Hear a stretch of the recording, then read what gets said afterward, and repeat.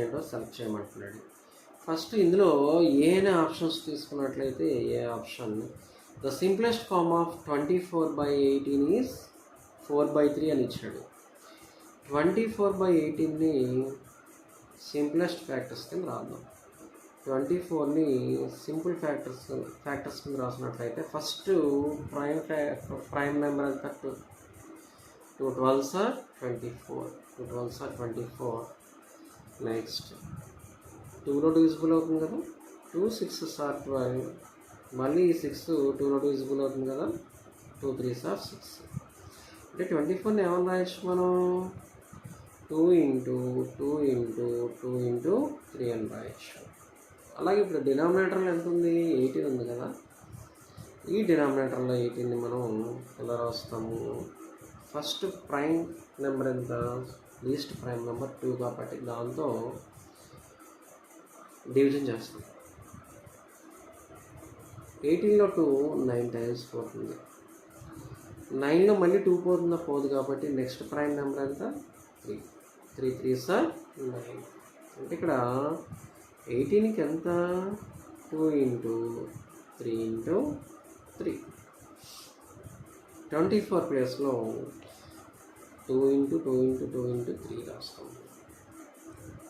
2 × 2 × 2 × 3 divided by 18 ప్లేస్లో ఎంత రాస్తాము 2 × 3 × 3. ఇప్పుడు క్యాన్సిలేషన్ చేస్తాము. న్యూమరేటర్లో 2ని డినామినేటర్లో 2 క్యాన్సిల్ చేస్తాం. నెక్స్ట్ న్యూమరేటర్లో 3 డినామినేటర్లో 3 క్యాన్సిల్ చేస్తాం. ఇంకెంత మిగిలింది 2 × 2/3 దట్ ఈజ్ ఈక్వల్ టు 4/3. ఎంత 4/3. The simplest form of 24/18 is 4/3. Option A is correct. Next option B తీసుకున్నట్లయితే when comparing two unit fractions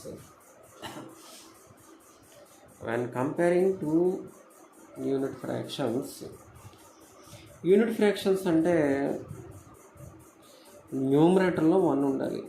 unit fractions అంటే ఏంటి,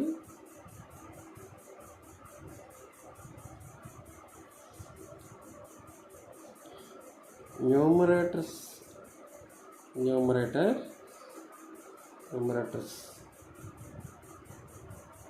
హ్యావ్ ఓన్లీ 1 అన్నమాట. యూనిట్ ఫ్రాక్షన్స్ అంటే న్యూమరేటర్స్ హ్యావ్ ఓన్లీ 1.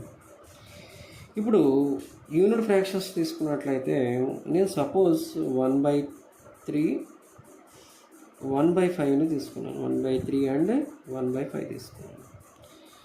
ఈ యూనిట్ ఫ్రాక్షన్స్ వీడేమంటున్నాడు the fraction with the smaller denominator. ఈ రెండిట్లో smaller denominator ఏది 3 5 3.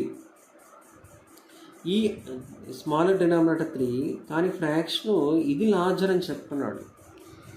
మనం ఏం చేయాలి, కింద డినామినేటర్ని ఈక్వల్ చేసుకోవాలి. ఫస్ట్ డినామినేటర్ని ఈక్వల్ చేసుకోవాలి. డినామినేటర్ ఈక్వల్ చేసుకున్న తర్వాత అప్పుడు ఏది బిగ్ వస్తే అది బిగ్గు, ఏది స్మాల్ వస్తే అది స్మాల్ న్యూమరేటర్లో. ఇప్పుడు LCM of 3 and 5 is equal to 15. ఎందుకంటే ఈ రెండిట్లకి 1 తప్ప వేరే ఇతర కామన్ ఫ్యాక్టర్ లేవు కాబట్టి వాటి యొక్క ప్రోడక్టే మనకి ఎల్సిఎం అవుతుంది. ఇప్పుడు మీనింగ్ ఏంటి, ఇక్కడ కామన్ ఫ్యాక్టర్ 1 తప్ప వేరేదేం లేదు కాబట్టి వీటి యొక్క ప్రోడక్టే మనకి ఎల్సిఎం అవుతుంది. ఇప్పుడు మనం ఏం చేయాలి, 1/3 ఉంది కదా, డినామినేటర్లో 15 రావాలి. ఈ డినామినేటర్ని ఎంత పెట్టి మల్టిప్లికేషన్ చేస్తే 15 వస్తుందంటే 5 పెట్టి మల్టిప్లికేషన్ చేస్తే 15 వస్తుంది. అప్పుడు న్యూమరేటర్ని డినామినేటర్ని కూడా మనం 5 పెట్టి మల్టిప్లికేషన్ చేయాలి. 1 × 5 ఎంత 1 × 5 3 × 5. 1 × 5/3 × 5 15. నెక్స్ట్ వేరే చూసినట్లయితే 1/5 ఇంటూ డినామినేటర్లో 15 రావాలి. ఎంత పెట్టి మల్టిప్లికేషన్ చేస్తే 15 వస్తుందంటే 3. That is 3/3. 1 into 3 3 by 5 into 3 15 3 by 15. ఈ రెండాటిల్లో డినామినేటర్లు 15 కలిగి ఉన్నాయి కదా, 15 ఉన్నాయి. దీనిలో న్యూమరేటర్లో 5 ఉంది, ఇక్కడ 3 ఉంది. ఏది బిగ్గెస్ట్ ఇందులో? 5 బిగ్గెస్ట్ కాబట్టి ఈ ఫ్రాక్షను బిగ్ అవుతుంది అనమాట. ఈ ఫ్రాక్షను బిగ్గెస్ట్ అవుతుంది అనమాట.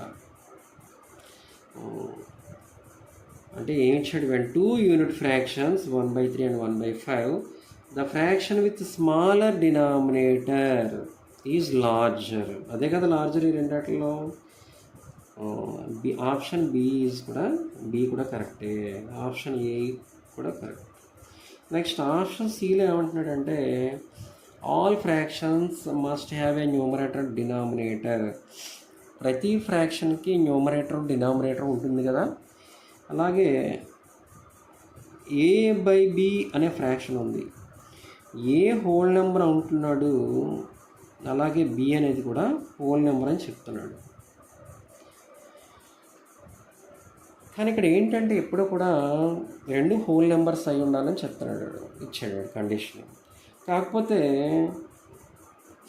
ఇక్కడ కండిషన్ ఏంటంటే a/bలో b హోల్ నెంబర్ అయ్యే, A whole number b whole number అయ్యే ఉండొచ్చు, కానీ b అనేది నాట్ ఈక్వల్ టు 0 అవ్వాలి. b అనేది నాట్ ఈక్వల్ టు 0 అవ్వాలి. ఎందుకంటే హోల్ నెంబర్స్ మనకి starting whole numbers w is equal to set of 0 1 2 3 4 and so on. అంటే ఎక్కడికో వెళ్తుంది అది, అవునా?